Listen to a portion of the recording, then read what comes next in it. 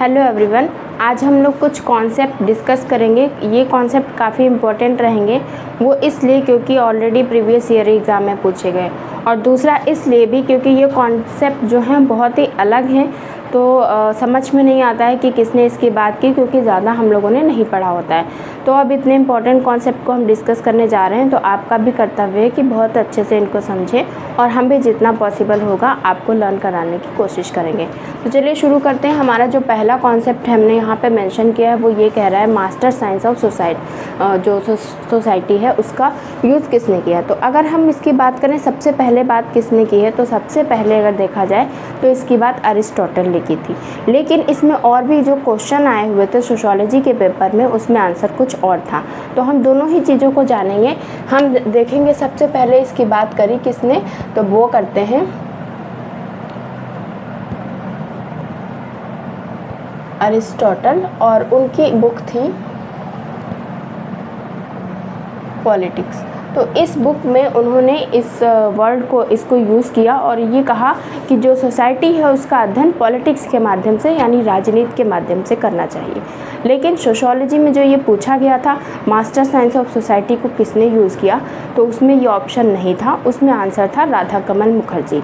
तो जो सोशियोलॉजी है उसमें राधा कमल मुखर्जी ने इसको यूज़ किया, और उसमें इन्होंने कहा कि जो समाज का अध्ययन करना चाहिए उसमें मल्टी डायमेंशनल पर्सपेक्टिव को यूज़ करना चाहिए, इंटर रिलेटेड जो इंटरडिसिप्लिनरी पर्सपेक्टिव को यूज़ करना चाहिए, यानी मानवतावाद की वो ये बात करते हैं। तो इसलिए उसमें आंसर था राधा कमल मुखर्जी।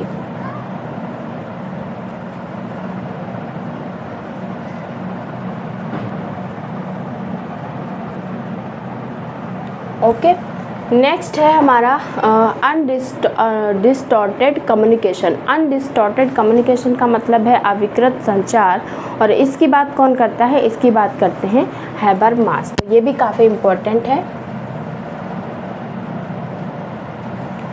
थर्ड वन हमारा है गिल्ड सोशलिज्म। तो गिल्ड सोशलिज्म की बात ऐसे तो बहुत लोगों ने करी है, टर्म की बात करेंगे तो कई लोग हैं जिन्होंने इस पे बात करी, जैसे हैं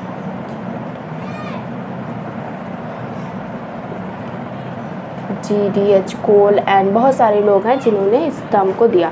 लेकिन मैंने यहाँ पे इसको इसलिए मेंशन किया है क्योंकि ये जो क्वेश्चन पूछा गया था उसमें पूछा गया था गिल्ड सोशलिज्म का यूज़ किसने किया, और उसमें ऑप्शन था दुर्खीम। तो यानी दुर्खीम ने भी इसको यूज़ किया है, और उन्होंने इस वर्ड को यूज़ किया है अपनी book professional ethics of civic moral में।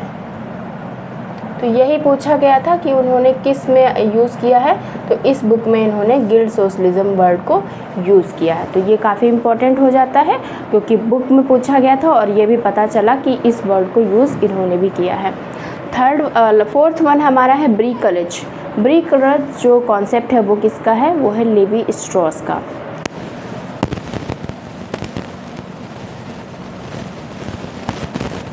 और इसको इन्होंने यूज़ किया है अपनी बुक द सेवेज माइंड में।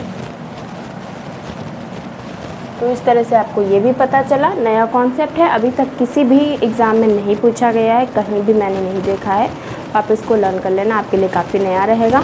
और इसका मतलब होता है जैसे किसी चीज़ को एक नया रूप देना, जो उसके लिए आपके पास जो भी रिसोर्सेज अवेलेबल हैं वो उस चीज़ के लिए नहीं है, फिर भी आपने उसको बहुत अच्छा रूप देके एक नया कुछ यूनिक करने की कोशिश की, तो उसे हम कहते हैं ब्रिकलेज।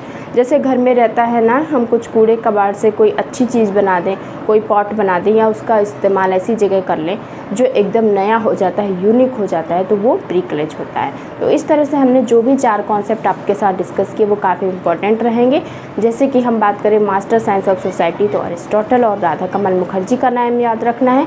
अगर हम बात करेंगे अनडिस्टॉर्टेड कम्युनिकेशन की, तो उसमें हो जाएंगे हमारे हैबरमास, और इसके अलावा गिल्ड सोशलिज्म में इमाम दुर्खीम ने इसको यूज़ किया अपनी book professional ethic and civic moral में। और हम अगर बात करें ब्रिकलेज कॉन्सेप्ट किसका है, तो वो है लेवी स्ट्रॉस का, और उसको उन्होंने यूज़ किया है अपनी बुक द सेवेज माइंड में। तो ये काफ़ी इंपॉर्टेंट, काफ़ी अलग और काफ़ी यूनिक रहेंगे आपके लिए, इनको लर्न कर लीजिएगा। Thank you for watching the video.